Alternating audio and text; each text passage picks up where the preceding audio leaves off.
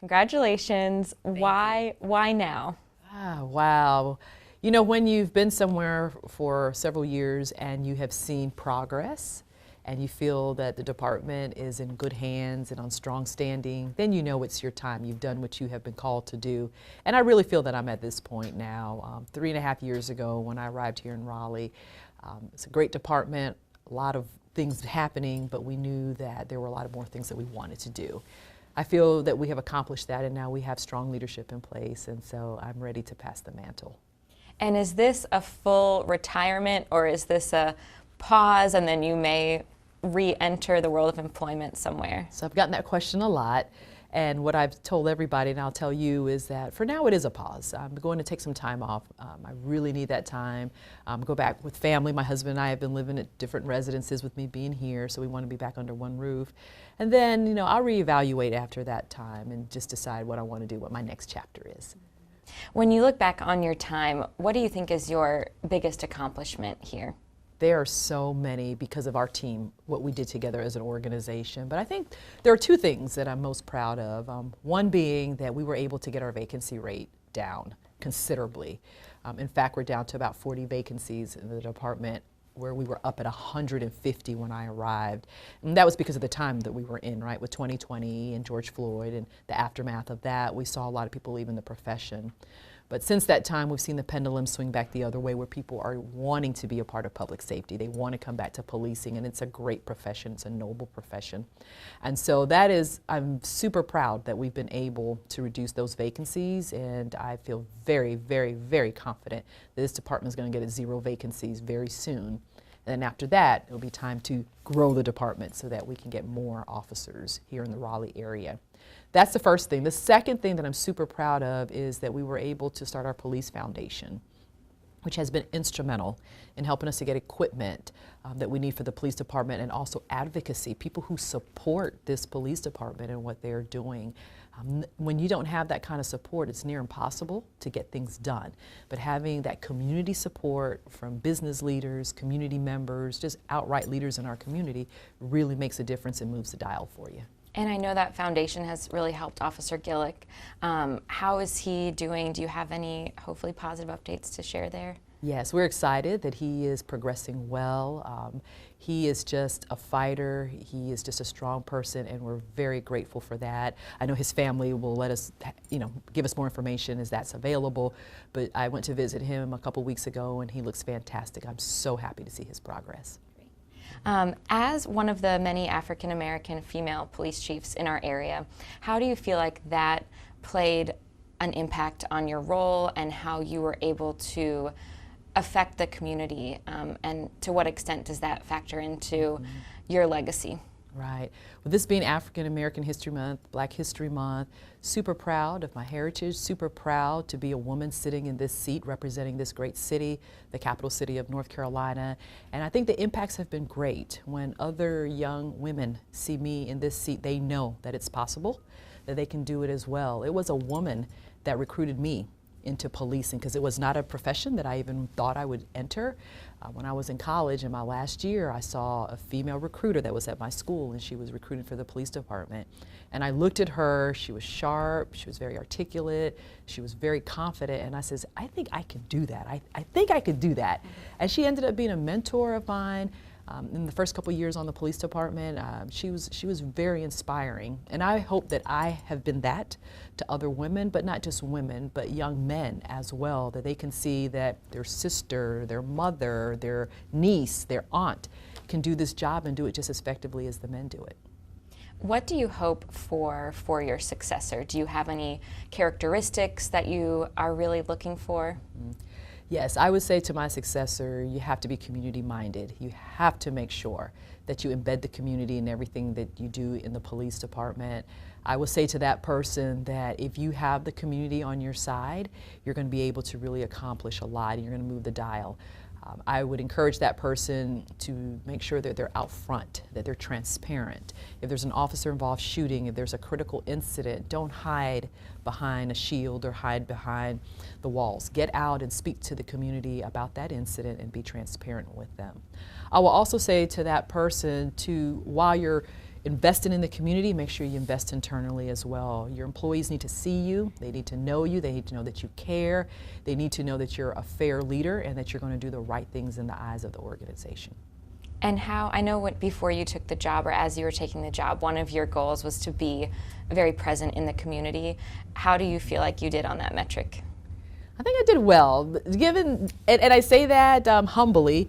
When I see all the responses I've been getting about people wanting to attend my send-off or gifts that have been sent to me, cards, phone calls, even today I got one from a school saying, is there any way we can squeeze some time in to have the students come and see you, or you can come and see them one time before you leave? That lets me know that I made an impact. If I did it, I wouldn't have gotten those calls. I wouldn't have got the cards. I wouldn't have got the well wishes, all the social media posts that I have gotten. It warms my heart to see it. I'm really overjoyed, but I'm also just humbled by the entire thing, because I didn't come looking for any kind of accolades or anything like that. I came to serve this community.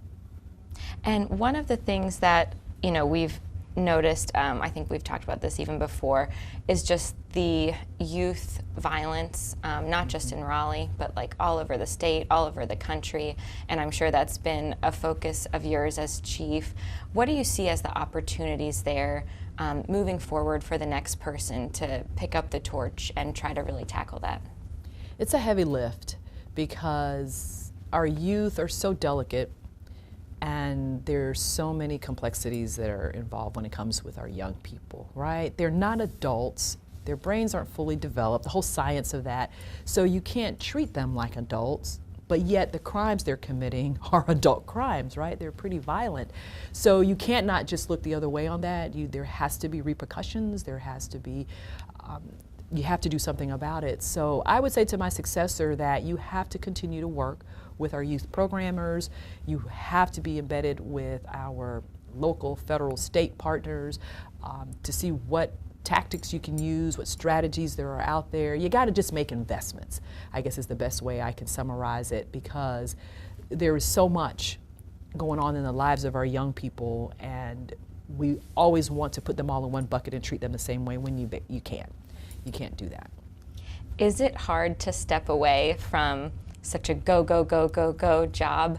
Like, will you wake up Monday morning and, you know, like check your phone, or are you going to be waking up in the middle of the night expecting a call? Like, how will you handle that transition to such a quiet life, relatively speaking? Wow, that's a good one. You're right. I mean, I know it's going to be a transition, one that I'm looking forward to, though. I have been going at this pace for like 20 years now. When I was a deputy chief and a major and just through the ranks at my previous police department, and then coming here, we ramped it up quite a bit.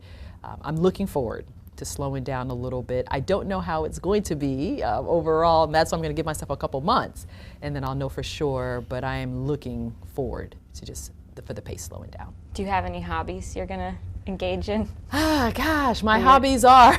Are you a knitter? Are you No. I am, you know, I work out, I run, I'm a runner, and I don't run competitively. I just run for health. So I enjoy that. I'll be doing more of that. And just spending time with my family. I feel like I've neglected them for these past couple years. And so I just kind of want to give back to them. My mom and I have some trips planned and some different things.